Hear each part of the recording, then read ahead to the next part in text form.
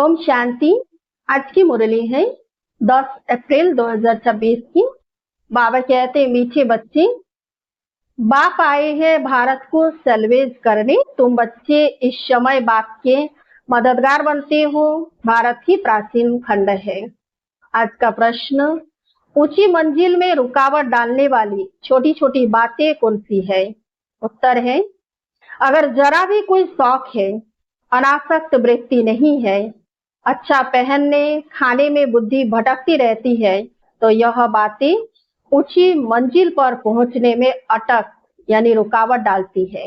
इसलिए बाबा कहते बच्चे बनवाह मेरा हो, तुम्हें तो सब कुछ भूलना है, यह शरीर भी याद न रहे। ओम शांति। बच्चों को यह समझाया है कि यह भारत की अविनाशी खंड है और इसका असूल नाम है ही भारत खंड। हिंदुस्तान नाम तो बाद में पड़ा है।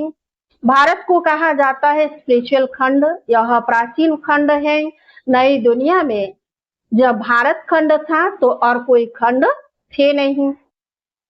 मुख्य है ही इस्लामी, बौद्धी और क्रिश्चियन। अभी तो बहुत खंड हो गए हैं। भारत अविनाशी खंड है, उनको ही स्वर्ग हेवन कहते हैं। नई दुनिया में नया खंड एक भारत ही है। नई दुनिया रचने वाला है परमपिता परमात्मा, स्वर्ग का रचयिता, हेवनली गॉड फादर। भारतवासी जानते हैं कि यह भारत अविनाशी खंड है। भारत स्वर्ग था। जब कोई मरता है तो कहते हैं स्वर्ग पधारा। समझते हैं स्वर्ग कहाँ ऊपर में है। दिलवाड़ा मंदिर में भी वैकुंठ के चित्र छत में दिखाते हैं। यह किसी की बुद्धि में नहीं आता कि भारत ही हेवन था, अब नहीं है, अभी तो हेल है। तो यह भी अज्ञान ठहरा।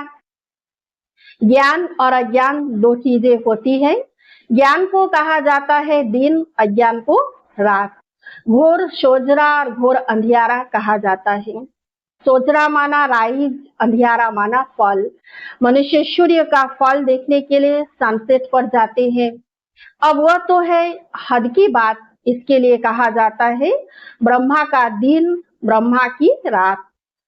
अब ब्रह्मा तो है प्रजापिता, तो जरूर प्रजा का पिता हुआ। ज्ञान अंजन सतगुरु दिया, अज्ञान अंधेर विनाश। यह बातें दुनिया में कोई भी नहीं समझते हैं। यह है नई दुनिया के लिए नई नॉलेज। हेवन के लिए हेवनली गॉड फादर की नॉलेज चाहिए। गाते भी है फादर इज नॉलेजफुल, तो टीचर हो गया। फादर को कहा ही जाता है पतित पावन, और कोई को पतित पावन कह नहीं सकते। श्री कृष्ण को भी नहीं कह सकते, फादर तो सबका एक ही है। श्री कृष्ण तो सबका फादर है ही नहीं। वह तो जब बड़ा हो, शादी करे, तब एक दो बच्चे का बाप बनेगा। राधे कृष्ण को प्रिंस प्रिंसेस कहा जाता है। कभी स्वयंवर भी हुआ होगा। शादी के बाद ही माँ बाप बन सकते हैं। उनको कभी कोई वर्ल्ड गॉड फादर नहीं कह सकते। वर्ल्ड गॉड फादर सिर्फ एक ही निराकार बाप को कहा जाता है। ग्रेट ग्रेट ग्रैंडफादर शिव बाबा को नहीं कह सकते।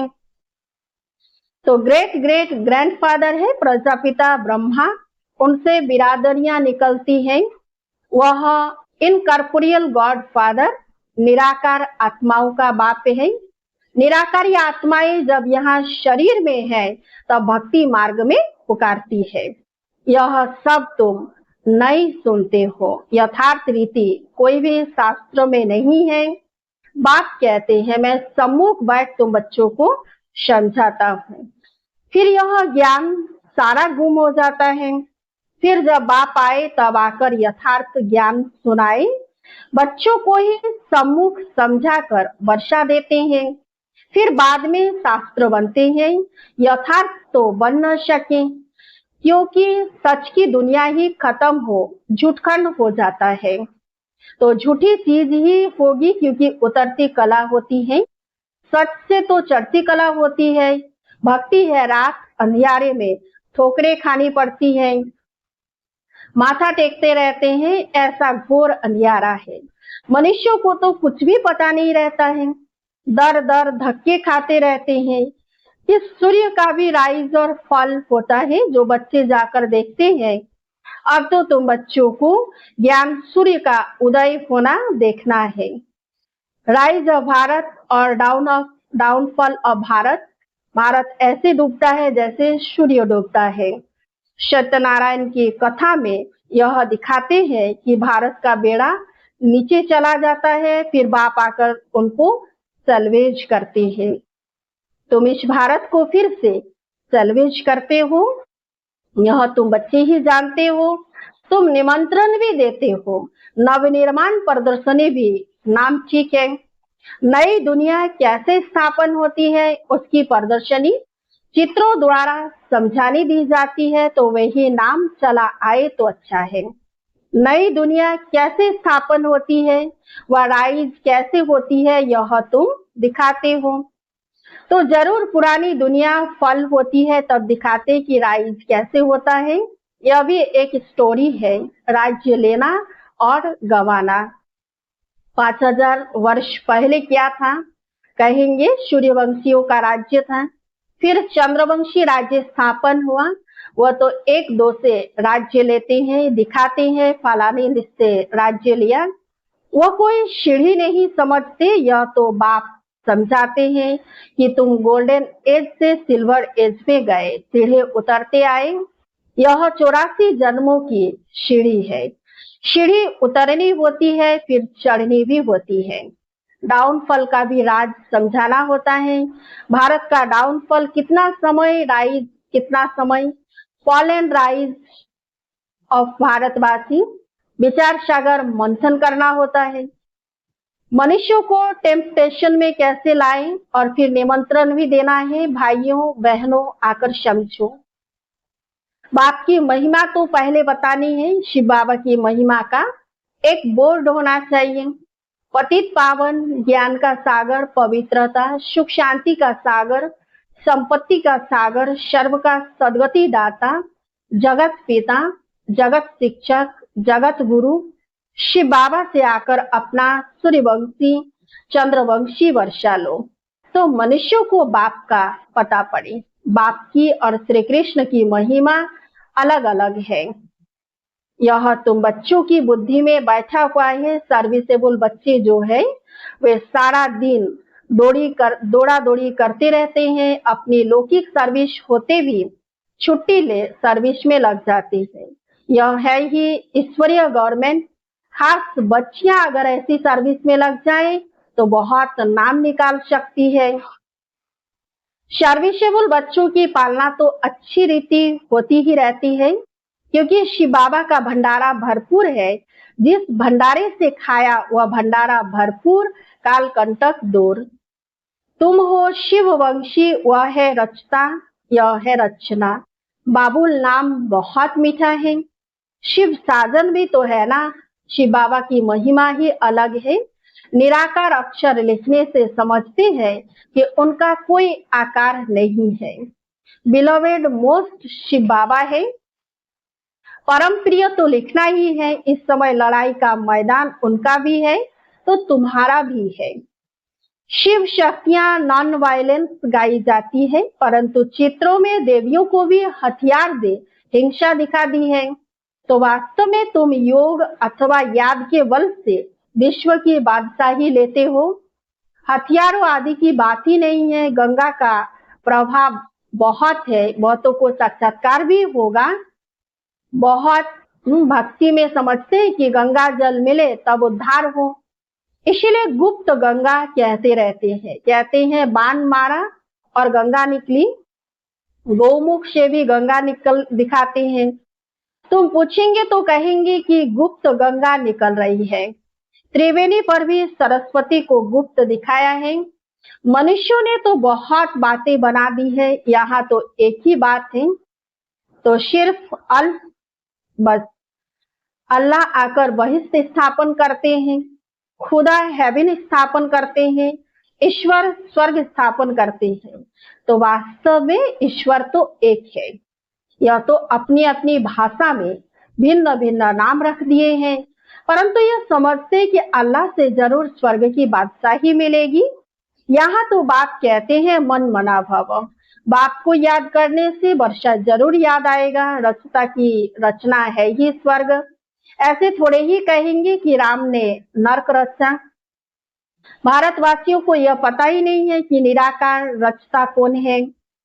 तुम जानते हो कि नरक का रचता रावण है, जिसको जलाते हैं। रावण राज्य में भक्ति मार्ग का सैपलिंग कितना बड़ा है।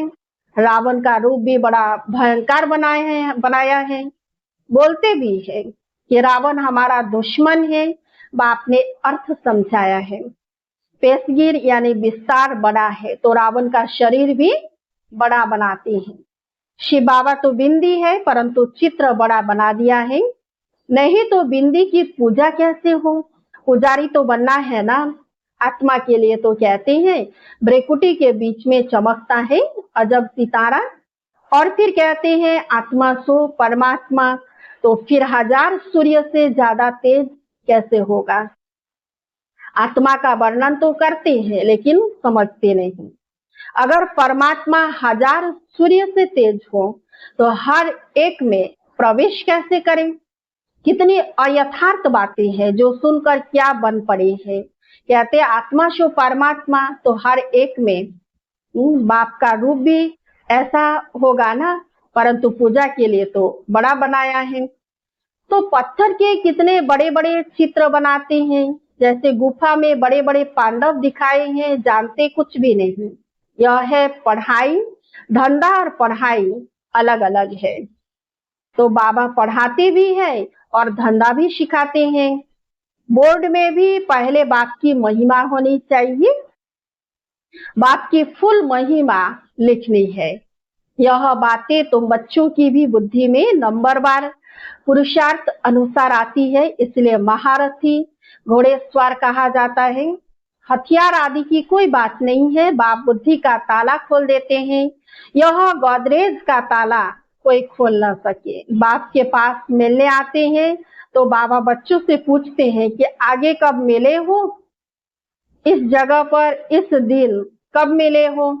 तो बच्चे कहते हैं हाँ बाबा, 5000 वर्ष पहले मिले हैं। अब यह बातें ऐसे कोई पूछ न सके। कितनी गुह्य समझने की बातें हैं, कितने ज्ञान की युक्तियां बाबा समझाते रहते हैं, परंतु धारणा नंबरवार होती है।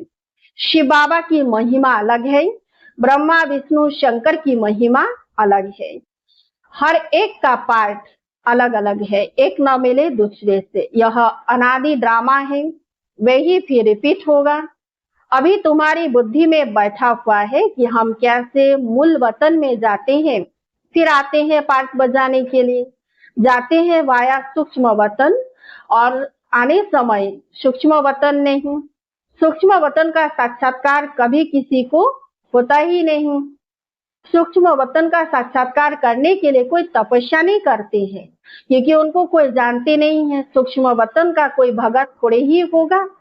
सूक्ष्म वतन अभी रचते हैं, वाया सूक्ष्म वतन जाए फिर नई दुनिया में आएंगे।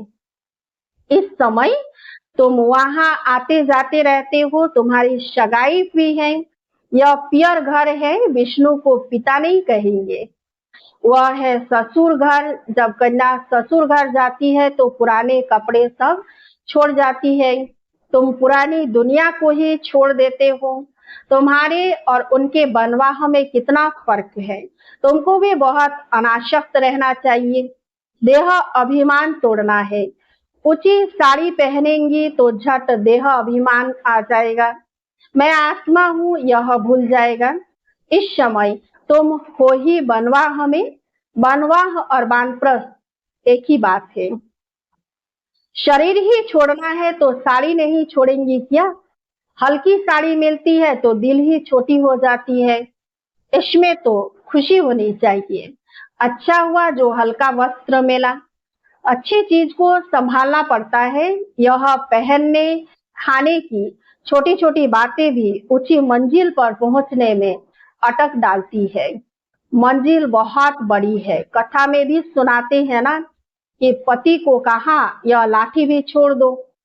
बाप कहते यह पुराना कपड़ा, पुरानी दुनिया सब खलास होनी है, इसलिए सारी दुनिया से बुद्धि योग तोड़ना है। इसको बेहद का संन्यास कहा जाता है। सन्यासियों ने तो हद का संन्यास किया है, अब तो फिर वे अंदर आ गए हैं। आगे तो उन्होंने बहुत ताकत थी। उतरने वालों की महिमा क्या हो सकती है। नई नई आत्माएं भी पिछाड़ी तक आती रहती है पार्ट बजाने, उनमें क्या ताकत होगी। तुम तो पूरे 84 जन्म लेते हो। यह सब समझने के लिए कितनी अच्छी बुद्धि चाहिए। सर्विसेबल बच्चे सर्विस में उछलते रहेंगे। ज्ञान सागर के बच्चे ऐसे भाषण करें जैसे बाबा उछलता है, इसमें फंक नहीं होना है। अच्छा, मीठे मीठे सिकिलधे बच्चों प्रति माता पिता बाप दादा का याद प्यार और गुड मॉर्निंग। रूहानी बाप की रूहानी बच्चों को नमस्ते। हम सब रूहानी बच्चों की रूहानी बाप दादा को याद प्यार और गुड मॉर्निंग। नमस्ते नमस्ते नमस्ते। धारणा के लिए मुख्य सार। 1 नंबर, बुद्धि से बेहद का संन्यास करना है। वापस घर जाने का समय है, इसलिए पुरानी दुनिया और पुराने शरीर से अनासक्त रहना है। 2 नंबर, ड्रामा के हर सीन को देखते हुए सदा हर्षित रहना है। आज का वरदान, बाप दादा को अपना साथी समझकर डबल फोर्स से कार्य करने वाले सहज योगी भव। कोई भी कार्य करते बाप दादा को अपना साथी बना लो तो डबल फोर्स से कार्य होगा और स्मृति भी बहुत सहज रहेगी, क्योंकि जो सदा साथ रहता है उसकी याद स्वतः बनी रहती है। तो ऐसे साथी रहने से वह बुद्धि द्वारा निरंतर सत का संग करने से सहज योगी बन जाएंगे और पावरफुल संग होने के कारण हर कर्तव्य में आपका डबल फोर्स रहेगा, जिसमें हर कार्य में सफलता की अनुभूति होगी। आज का स्लोगन, महारथी वह है जो कभी माया के प्रभाव में परवश न हो। महारथी वह है जो कभी माया के प्रभाव में परवश न हो। अब वक्त इशारे, महान बनने के लिए मधुरता और नम्रता का गुण धारण करो। मधुरता ही ब्राह्मण जीवन की महानता है। जहाँ मधुरता है वहाँ पवित्रता है। बिना पवित्रता के मधुरता आ नहीं सकती। जितना बुद्धि में नशा हो उतना ही कर्म में नम्रता और बोल में मधुरता हो। ऐसे नशे में रहने से कभी नुकसान नहीं होगा। सिद्धि को पाने वाले स्वयं को नम्रचित निर्माण हर बात में अपने आप को गुण ग्राहक और मधुर संपन्न बनाएंगे। ओम शांति।